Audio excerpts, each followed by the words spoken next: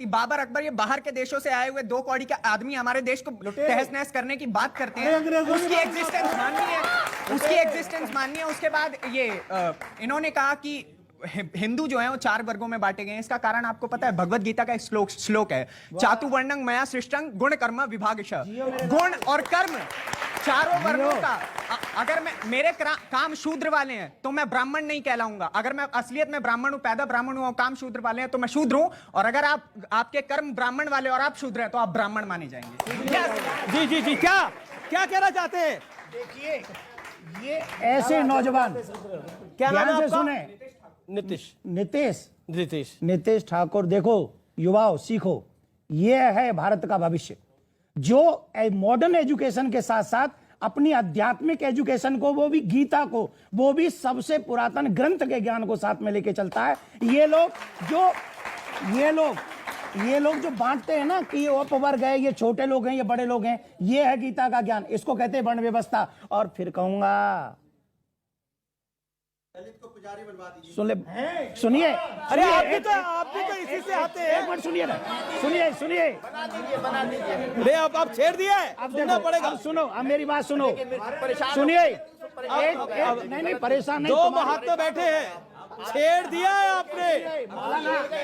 अरे मौलाना, अरे हम आपको भी पुजारी बनवा सकते हैं, बनने को आप तैयार तो हो? आप बनो, हम आपको पुजारी बनाते हैं, आप बनाइए। चोटी रखाओ, टोपी उतारो, एक नहीं, मेरी बात सुनिए, करवा दीजिए। हम क्या कह रहे हैं? अनुराग जी ने पुजारी बनने की बात कही है। अनुराग जी पार्टी छोड़े, हम आज ही इनको पुजारी बनाएंगे, अभी बनाएंगे, अभी। पार्टी छोड़ो, पुजारी बनो, पार्टी छोड़ो, तैयार हो पुजारी बनने के लिए? अनुराग जी चलिए, आइए। अरे आइए ना, अरे पुजारी बनिए, पुजारी बना रहे। मैंने उनसे ठीक है, पुजारी बनना चाहिए ना। मैंने देवकीनंदन ठाकुर जी ने अभी अरे रुकिए, अभी आ जाइए, ले जाइए। अरे यही इस्तीफा करिए, अभी आ जाइए, इस्तीफा करिए सर, आइए। हाँ चलो। मैं तो ये कहाँ छेड़ दिया आप? बोला ना, मैंने तो प्रभु आपको बोला, आपको तो मैंने बोला नहीं, आप आइए राजनीति ज्वाइन कर लीजिए। अरे मैं कह रहा हूँ, राजनीति कर लीजिए, आइए राजनीति कर लीजिए। मैंने बोला दलित पुजारी बना दीजिए, तो आप मेरे ऊपर भाग गए। मेरी बात सुनिए, बोलिए बनाएंगे, बोलिए बनाएंगे, बोलिए बनाएंगे, बोलिए बनाएंगे, ना बोल दीजिए बनाएंगे। पुजारी बनेगा, बोल दीजिए मंदिर का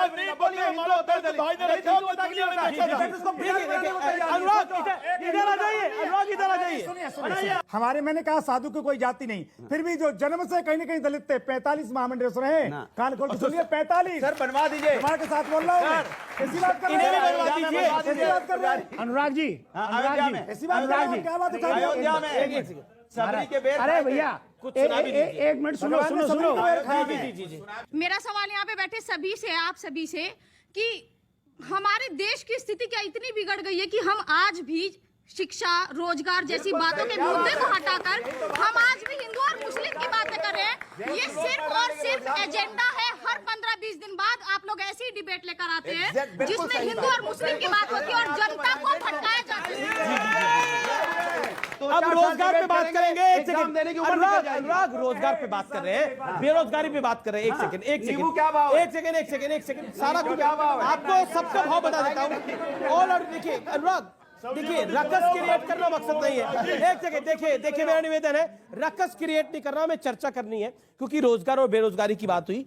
तो मैं कहना चाहता हूं, इस देश के अंदर रोजगार और बेरोजगारी का मुद्दा कितना पुराना है, इसका एक छोटा सा एग्जांपल दे देता हूं मैं। रोटी और कपड़ा मकान एक पिक्चर आई थी आज से 40 साल पहले। एक फिल्म आई थी, एक सेकंड, अनुराग शांति, ऑडियो डाउन है आपका। और दूसरी फिल्म एक आई थी मेरे अपने, जिसमें आपने बड़ा फेमस डायलॉग है, शत्रुघ्न सिन्हा होते थे और वो विनोद खन्ना के घर जाते हैं, उनकी मां को बोलते हैं कि जाइए बता देना छेनू आया था। बड़ी पुरानी पिक्चर है, वो बेरोजगारी पे थी। तो महंगाई और बेरोजगारी इस देश में उतनी पुरानी समस्या है जितना देश है पुराना, इसमें कोई दो राय नहीं है। लेकिन हर दौर में बात होती है, हर दौर में बात होगी। और आपने जो बोला, आपने बहुत अच्छा सवाल पूछा, और मैं ये कहना चाहता हूं, हाँ इस देश के अंदर हिंदू और मुसलमान हो रहा है, इस देश के अंदर हो रहा है, आपने जैसा बोला हो रहा है। लेकिन 1947 के अंदर किसने हिंदू मुसलमान किया था जब देश का बंटवारा हुआ था? 1990 में जब कश्मीरी हिंदुओं को उनके घर से निकाला गया था, मस्जिद से आह्वान हुआ था, तो किसने हिंदू मुसलमान किया था? और तो और मुजफ्फरनगर दंगे हुए थे आपके कार्यकाल में, किसने हिंदू मुसलमान किया था? भागलपुर दंगे हुए थे, किसने हिंदू मुसलमान किया था? गोधरा में ट्रेन जलाई गई थी, किसने हिंदू मुसलमान किया था? पॉइंट मैं इस बच्ची के प्रश्न का उत्तर बड़ी शालीनता से, बड़ी ईमानदारी से देना चाहता हूं, क्योंकि मुझे जाना भी है सिर्फ 10 सेकंड में। बेटा, ये मुद्दा है ज्ञानवापी का। हम लोग हैं धर्माचार्य, और हम धर्म की बात नहीं करेंगे तो कौन करेगा? अगर हम तुम्हें धर्म की बात नहीं, सुनो, मैं पूरा जवाब दूंगा। अगर हम धर्म की बात नहीं करेंगे तो कौन करेंगे? सिर्फ क्या कहते हैं, जानवरों की तरह हम जिंदगी नहीं जी सकते जब तक अपने आराध्य की पूजा नहीं करेंगे और आध्यात्मिक डेवलपमेंट नहीं होगा। सिर्फ डीजल पेट्रोल पे, नींबू पे चर्चा करते रहेंगे और हमारे आराध्य का मंदिर टूटा पड़ा रहे, उसकी बेअदबी होती रहे और हम डीजल पेट्रोल और ब्रिज बनाते रहे। ऐसा नहीं हो सकता।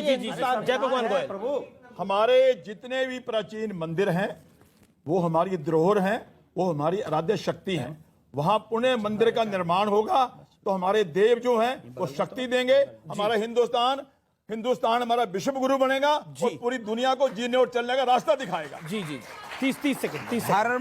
धर्म, मजहब, रिलीजन मोहब्बत के लिए है। अगर इसके जरिए नफरत बांटी जाए तो वो मजहब हो ही नहीं सकता, धर्म हो ही नहीं सकता है। गूगल करिए और आप ये पता लगाइए, जिसको आप कह रहे हैं आक्रांता बाहर से आया, औरंगजेब आक्रांता था कि नहीं था? नहीं, मैं बता रहा हूं ना आपको। औरंगजेब हिंदुस्तान में पैदा हुआ, उसका बाप जो है शाहजहां हिंदुस्तान में पैदा हुआ, उसका बाप जो है जहांगीर हिंदुस्तान में पैदा हुआ, उसका परदादा अकबर हिंदुस्तान में पैदा हुआ। क्या करेगा यहाँ औरंगजेब? उसके राज में, औरंगजेब के राज में हिंदुस्तान की जीडीपी 24% थी। देश की जीडीपी 24% थी। कोई भूखा नहीं था। तो औरंगजेब का राज बढ़िया था। अब आप बताइए, औरंगजेब की जब वकालत होगी तो कैसे होगा? दुनिया की थी। मैं कहता हूं कि अगर मुगलों से नफरत है तो मैं आपके चैनल के माध्यम से कहता हूं, ताजमहल गिरा दो, कुतुब मीनार गिरा दो, हम आपके साथ हैं। गिरा दो, हम आपके साथ हैं। गिरा दो। देखिए, ये सब कुछ सुनिए। अरे स्वामी जी सुन लीजिए। देश संविधान और न्यायपालिका से चलेगा। भारतीय जनता पार्टी कितना भी मुद्दा घुमा ले, असली अब संविधान और न्यायपालिका दे, असली मुद्दा है महंगाई, बेरोजगारी, जिससे आपका ध्यान भटका रही है, युवाओं को रोजगार नहीं दे रही है। उनका ध्यान भटकाने के लिए ये सब रचते हैं कहानी। इनको कुछ करना नहीं है, ये इसको जिंदा रखेंगे क्योंकि उनको वोट चाहिए और कुछ नहीं। जी। मैं एक सेकंड देवकीनंदन जी और फिर आप। क्या है, हमने कहा था कि हम काशी, मथुरा, विश्वनाथ तीनों लेंगे एक साथ, परंतु कोर्ट के आधार पर, संविधान के आधार पर। जो कोर्ट निर्णय करेगा हम उसको मानेंगे, साक्ष्य के आधार पर। ठीक। अक्षर से देवकीनंदन जी, लास्ट वर्ड। जी। देखिए, पहले भी क्या है, सीधी सी बात है, बातों को घुमाना नहीं चाहिए। मौलवी जी की बात हमको बहुत अच्छी लगी कि संविधान की बात मानेंगे और कोर्ट की बात भी वो मानेंगे। हम भी भाईचारे के साथ रहना चाहते, पर अकेले चारा बनकर बिल्कुल भी नहीं रहना चाहते। हम भाई हैं तो भाई का अधिकार नहीं, भाई हैं, हम बड़े भाई हैं, तो हमें हमारी आस्था का भी ध्यान इन लोग रखें और ये काशी, मथुरा और इनको देना पड़ेगा। अगर पार्लियामेंट का ही कानून मानना है और इनका अगर ये इंटरप्रिटेशन है कि हम कोर्ट भी नहीं जा सकते हैं अपने हकों की लड़ाई लड़ने के लिए, तो फिर उसके बाद इस देश के राजनेता जो डिसाइड करेंगे उसको मानेंगे क्या? सीए का माना इन्होंने। फिलहाल इस चर्चा में इतना ही। फिलहाल इस चर्चा में इतना ही। लेकिन देवकीनंदन ठाकुर जी, माइक मत उतारिए। ये कह रहे हैं पब्लिक, कुछ सुनाना तो पड़ेगा मुझे कुछ। हाँ बिल्कुल, ऐसे नहीं जा सकते।